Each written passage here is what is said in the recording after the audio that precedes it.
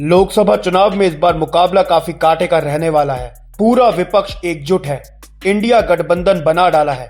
तो दूसरी तरफ तीसरी बार सत्ता में आने के लिए आतुर दिख रही मोदी सरकार। अब किसी भी सरकार को फिर सत्ता में आने का अधिकार है। वो अधिकार मिलता है वोट से। वोट मिलता है जब जनता का काम होता है, जब जनता को हिसाब दिया जाता है।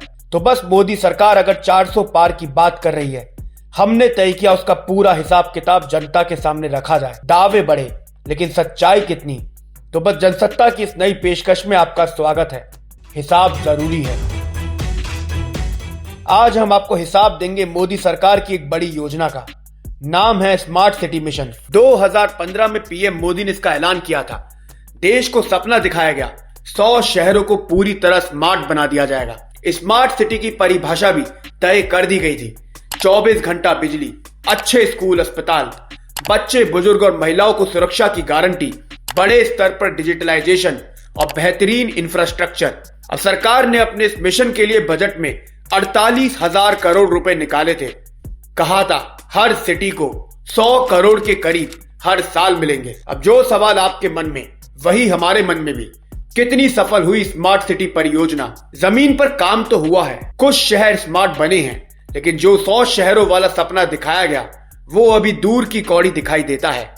जी हां, धीमी रफ्तार ने इस मिशन की सक्सेस पर बड़ा प्रश्न चिन्ह लगा दिया है। 2 बार डेडलाइन मिस हो चुकी है।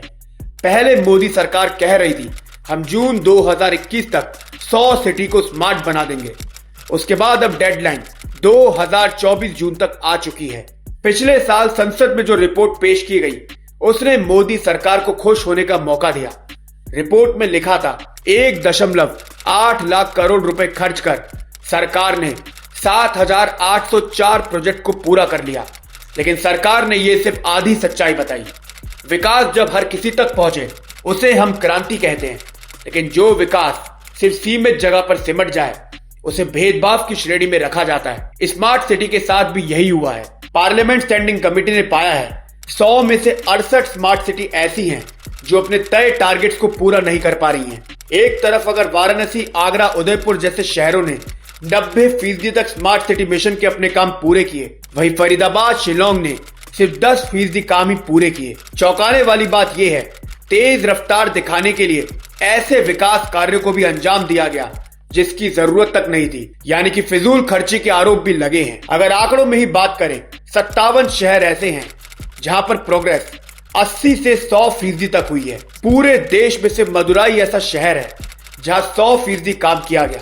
इसके अलावा 14 शहर ऐसे सामने आए जहां पर सिर्फ 50% या फिर उससे भी कम विकास कार्य हुआ है। इसके ऊपर एक और रिपोर्ट बता रही है जून 2024 की डेडलाइन भी मिस हो जाएगी। 400 प्रोजेक्ट ऐसे चल रहे हैं जो अभी भी खत्म होने की कगार पर नहीं है। अब धीमी रफ्तार या कहना चाहिए खराब परफॉर्मेंस के 3 बड़े कारण हैं। पहला, केंद्र और राज्य सरकार में कमजोर तालमेल।